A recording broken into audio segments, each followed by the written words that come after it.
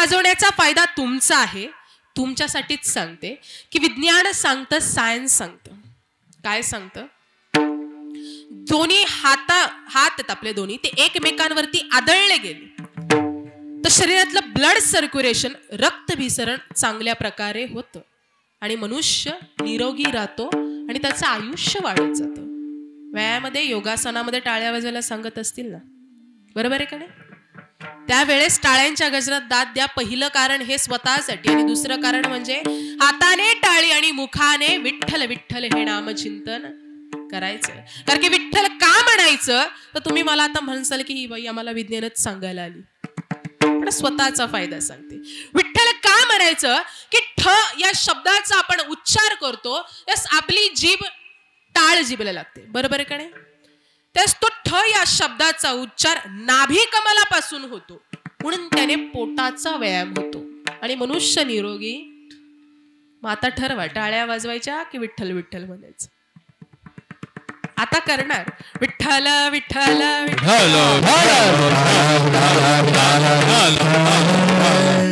भक्त ऐसे जाणा जे देही उदास गेली आशा पास निवारो.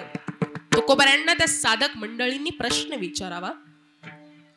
तुकोबरे त्यांना उत्तर देताना बोलते झाले की भक्ताच्या अंतःकरणामधली दशा अशी असली पाहिजे ना, उदासीन असला पाहिजे, तो उदास असला पाहिजे.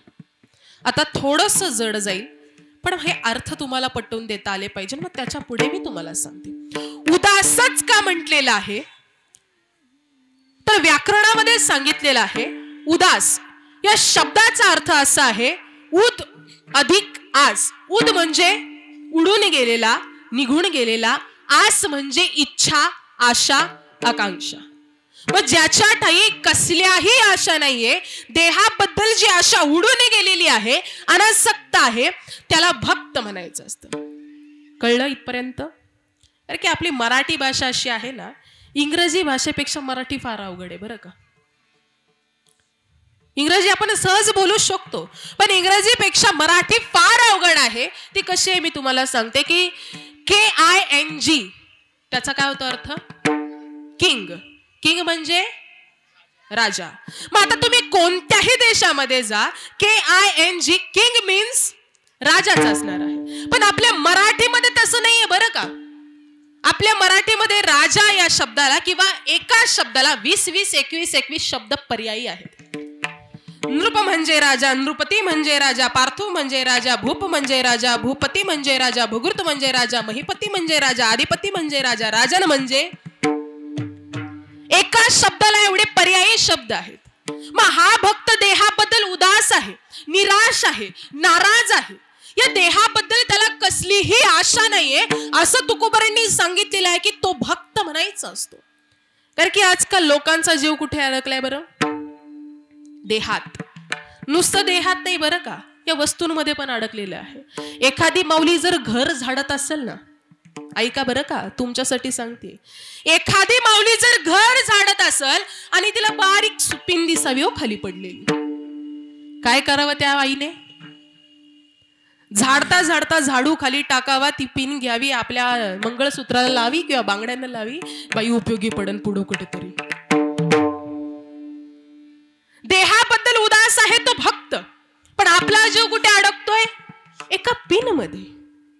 मग तुकोबराय सांगतात देवाला आपलंसं करायचंय, भगवंताला आपलंसं करायचंय ना, तर अंतःकरणामध्ये कसलीही आशा नसली पाहिजे, कसलीही आशा नसली पाहिजे.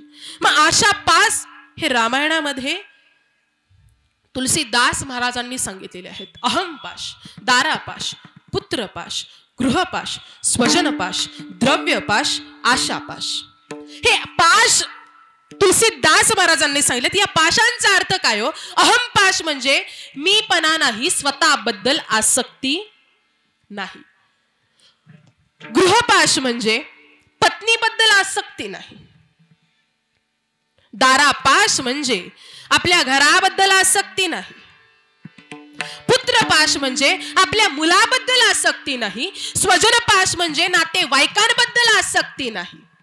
आणि द्रव्यपाश म्हणजे की छत्रपती शिवाजी महाराजांनी जगद्गुरु तुकोबारायांना नजराणा पाठवावा, पण तो नजराणा तुकोबारायांनी स्वीकारू नये की द्रव्याबद्दलही आसक्ती, आणि या सगळ्या पाशांना कारणीभूत ठरणारा जो पाश आहे त्याला म्हणायचं आशा पास. की सगळे पास ज्याच्या ठाई नाही ना त्याला भक्त म्हणायचं. तो भक्त कोण होता हो? की ज्या वेळेस प्रभू रामचंद्रांना स्वतःच्या हृदयामध्ये बंदिस्त करून ठेवलेलं आहे की स्वतःची छाती फाडावी आणि आतमध्ये कोण दिसावं? श्रीराम जानकी बैठे हैं मेरे सीने में. हनुमंतरायांनी भक्ती करावी हो, हनुमंतरायांनी भक्ती करावी. त्या भक्तीचं मर्म, त्या भक्तीचं साम्य रामायणामध्ये असं सांगितलेलं आहे ना की एखाद्या पतीने किंवा एखाद्या पत्नीने लग्नामध्ये आपल्या पतीचं नाव घ्यावं. किती वेळा? एकदाच. उखाण्यामध्ये नाव घ्यावं एकदाच. पण तो पती काय करतो? आयुष्यभर त्या पत्नीचा सांभाळ करतो. बरोबर आहे का नाही? तो पती काय करतो? आयुष्यभर त्या पत्नीचा सांभाळ करतो. असाच रामायणामधला प्रसंग आहे. ज्यावेळी सीता माता आपल्या भांगेमध्ये कुंकू लावून एका पाषाणावरती बसल्या होत्या. हनुमंतराय गेले, त्यांनी विचारलं की सीता माता, तुम्ही जे भांगेमध्ये कुंकू भरलेलं आहे ते कशासाठी भरलेलं आहे? त्यावेळी सीता मातेने सांगितलं की भांगेमध्ये आम्ही कुंकू भरतो ते आमच्या पतीचं आयुष्य वाढवण्यासाठी. बरोबर आहे का नाही? कपाळाला कुंकू लावतो ते पतीचं आयुष्य वाढवण्यासाठी. पण आता कुंकूवाल्या गेल्या, आता टिकलीवाल्या आल्या, बाथरूम मधल्या भिंती सुवासिनी झाल्या. आता कुंकू नाही, टिकली पण ती पण 0 नंबरची, ती पण लांबून दिसणार नाही आपल्याला. पण त्यावेळेस हा प्रश्न हनुमंतरायांनी विचारला. सीता मातेने काय सांगावं? माझा जो पती आहे ना त्याच्या उदंड आयुष्यासाठी मी भांगेमध्ये कुंकू भरत आहे. हनुमंतरायांची भक्ती पहा, लक्ष देऊ नाही का? हनुमंतरायांनी विचार केला की नुसतं भांगेमध्ये कुंकू भरून जर प्रभू रामचंद्रांचं आयुष्य वाढणार असेल तर मी संपूर्ण शेंद्री रंगाचा होतो ना, मी संपूर्ण स्वतःच्या अंगाला कुंकू लावून घेतो ना. म्हणजे माझा जो विश्वाचा मालक आहे, माझा जो भगवंत आहे, जो सृष्टीचा करता करविता आहे, की तुझी आज सत्तेने वेदांशी बोलणे सूर्याशी चालणे तुझ्यामुळे असा असणारा परमात्मा आहे ना, मग मी त्याच्या उदंड आयुष्यासाठी स्वतः शेंद्री रंगाचा होतो. म्हणून तुकोबाराय सांगतायत की एखादी पत्नी जर लग्नामध्ये आपल्या पतीचं एकदा नाव घेते तर तो पती आयुष्यभर सांभाळतो. पण एखादा भक्त दिवस रात्र त्या भगवान परमात्म्याची भक्ती करतो, दिवस रात्र त्या भगवान परमात्म्याला आपलंसं करतो.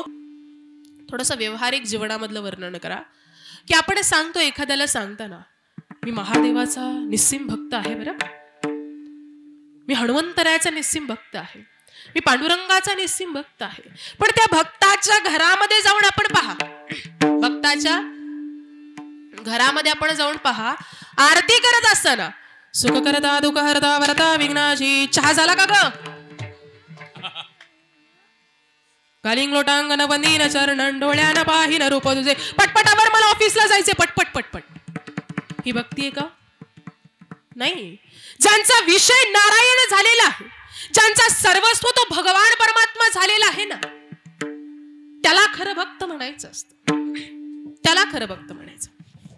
कारण की माझा जर विषय भगवान परमात्मा झालेला आहे ना, तर माझ्या डोळ्यासमोर जन येऊ दे, धन येऊ दे, नातेवाईक येऊ दे, माता पिता येऊ दे, मला काहीही यांचं देणं घेणं नावडे जनधन माता पिता. माता, मला सांगा की तुकोबारायांनी इथं माता पिताच का म्हटलेलं आहे? कारण की तुम्ही मला म्हणताल की वेदांमध्ये, शास्त्रांमध्ये, पुराणांमध्ये आई वडिलांना श्रेष्ठ असं स्थान दिलं गेलं, मग इथं माता न आवडे आणि पिता न आवडेच का? जन न आवडे ठीक आहे, धन न आवडे ठीक आहे, पण माता पिता न आवडे असं का सांगितलेलं आहे? तर जन का न आवडे मी तुम्हाला सांगते. समाजामध्ये मनुष्य कितीही चांगल्या पद्धतीने जगू द्या, कितीही चांगल्या पद्धतीने कार्य करू द्या, लोकांचा स्वभाव ठरलेला आहे त्याला नाव ठेवायचं म्हणजे ठेवायचं. मग तुम्ही किती सत्यकर्माचं कार्य करा, कितीही चांगलं कार्य करा, पण एक गोष्ट सांगेल की तुम्ही जंगलामध्ये जरी चालत असाल ना, तर येणारी वाकडी येणारी मोठी मोठी झाडं लोक कापून टाकत असतात, पण छोट्या छोट्या झाडांना कुणी काही करू शकत नाही. मग ती मोठी म्हणजे आपली यशाची शिखराची उंची आहे. ती उंची कोणाला बघवत नाही म्हणून लोक कापण्याचा प्रयत्न करत असतात. मग जितकी माणसं छोटी तितकं त्यांना सांभाळण्याचा प्रयत्न करत असतात. म्हणून एक गोष्ट सांगेल की समाजामध्ये जगत असताना लोकांचा विचार न करता स्वतःला किती पटतंय, माझ्या भगवंताला किती पटतंय याचा विचार करून समाजामध्ये आपण जगलं पाहिजे. काही माणसं चपलीसारखी असतात बरं का. जीवनामध्ये काही माणसं चपलीसारखी असतात, चालताना साथ देतात पण पाठीमागून चिखल उडण्याचं कार्यक्रम तेच करत असतात. म्हणून तुकोबाऱ्या म्हणतात, जन न आवडे आणि धन का न आवडे, तर पैशाच्या लोभ्यापायी मनुष्य माणसातली माणुसकी विसरून जातो. भूक लागली म्हणून पैसा खाता येत नाही बरं का, भाकरच खावी लागते. पण तुकोबाराय सांगतात की एखाद्याकडे श्रीमंती यावी, त्याचा अहंकार इतका वाढावा की आमच्यापेक्षा श्रीमंत कुणीच नाही. पण पैसा सोबत येणार आहे का? क्या लेके आया था तू, क्या लेके जाएगा. मोकळ्या हाताने येणारे आणि मोकळ्या हाताने जाणार आहे, काही घेऊन जायचं नाही. पण तुकोबाराय म्हणतात की पैशामुळे माणूस माणसातली माणुसकी विसरून जातो. म्हणून मला धनही न आवडे, आता माता न आवडे आणि पिता न आवडे का. प्रल्हादे, जनक, बिभीषणे, बंधू, राज्य, माता, निंदू, भरता केली, रामायणामध्ये सांगितलेलं आहे. प्रल्हादाने आपल्या पित्याचा त्याग करावा, बिभीषणाने आपल्या बंधूचा त्याग करावा आणि राज्य, माता, निंदू, भरता केली की भरताने आपल्या मातेचा त्याग करावा. माता न आवडे आणि पिता न आवडे का, तर माता न आवडे का की ज्या वेळेस भरताला कळावं की आपले पती, भरताला कळावं की आपले पिताश्री राजा दशरथ या जगतामध्ये नाहीयेत, त्यावेळेस अयोध्यामध्ये आल्यावरती भरताने हा प्रश्न विचारावा आपल्या मातेला, कैकेयी मातेला, की माता, माझे पिताश्री, माझे वडील राजा दशरथ कुठे आहेत, त्यांच्या महाली मला ते दिसत नाहीये.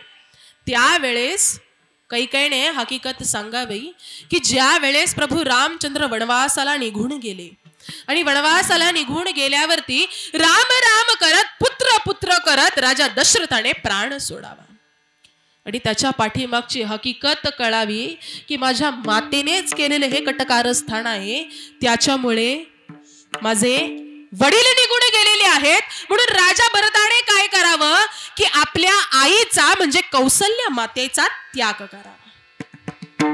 आता माता न आवडे आणि पिता न आवडे का, माता न आवडे आणि पिता न आवडे. पिता का न आवडे, भागवत ग्रंथामध्ये अशी एक कथा आहे, लक्षपूर्वक ऐका. राजा हिरण्यकश्यपू, थोडासा आवाज द्याला. राजा हिरण्यकश्यपू, त्याची पत्नी कयादू, त्यांच्या पोटी एक पुत्र जन्माला आला. त्याचं नाव भक्त प्रल्हाद असं ठेवण्यात आलं. प्रल्हाद लहानपणापासून भगवंताचं नामचिंतन करायचा, भगवंताची भक्ती करायचा. हिरण्यकश्यपूला वाटलं की आता आपला मुलगा हळूहळू मोठा होत आहे, त्याला शाळेमध्ये टाकलं पाहिजे, शाळेमध्ये पाठवलं पाहिजे. बरोबर आहे का नाही? आपण मुलं किती वर्षाची झाल्यावरती शाळेत टाकतो? 5 वर्षाची असताना आपण शाळेत पाठवतो त्यांना. का तर ज्ञान प्राप्त करावं, आपल्या धर्माचे विचार त्यांच्या मनामध्ये रुजवावे म्हणून आपण मुलांना शाळेमध्ये टाकत असतो. प्रल्हाद शाळेमध्ये गेलेला आहे. प्रल्हादाचे पिता म्हणजे हिरण्यकश्यपू, त्यांचे असणारे गुरु षंड आणि अमर्क या गुरूंकडे त्याला शिकण्यासाठी ठेवलेला आहे. प्रल्हादाचं शिक्षण पूर्ण झालं. प्रल्हाद घरी आला.